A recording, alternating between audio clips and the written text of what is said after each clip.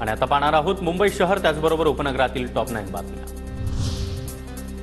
ठाण्यामध्ये डंपिंग विरोधात भाजपचं आंदोलन, भाजपचं डंपिंग हटाव आंदोलन। वागळे इस्टेट परिसरामध्ये मोठ्या प्रमाणात पोलीस बंदोबस्त।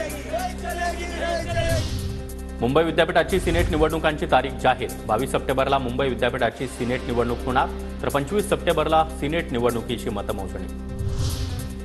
म्हाडाच्या सप्टेंबरमधील सोडतीच्या निम्म्याहून अधिक घरांचा ताबा नववर्षात मिळणार। सोडतीमधील 1327 घरं निर्माणाधीन प्रकल्पातील, सोडतीनंतर विजेत्यांना घराच्या ताब्याची प्रतीक्षा करावी लागणार। मुंबई महापालिकेच्या सचिव विभागामध्ये लिपिकांची 55 पदं रिक्त। अपुऱ्या मनुष्यबळामुळे उपलब्ध कर्मचाऱ्यांवरच कामाचा प्रचंड ताण। न्यूरो इम्युनॉलॉजीच्या रुग्णसंख्येमध्ये मोठी वाढ। जवळपास 350 पेक्षा जास्त रुग्णांवर वर्षभरापासून उपचार सुरू।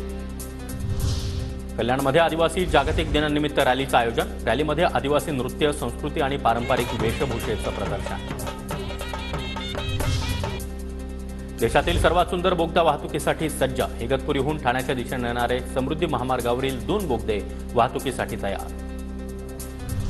मुख्यमंत्र्यांच्या पाहणी दौऱ्याआधी मुंबई नाशिक महामार्गावरील खड्डे बुजवण्याचा प्रयत्न। स्थानिक नागरिकांकडून टोल व्यवस्थापन आणि लोकप्रतिनिधींविरोधात संताप व्यक्त।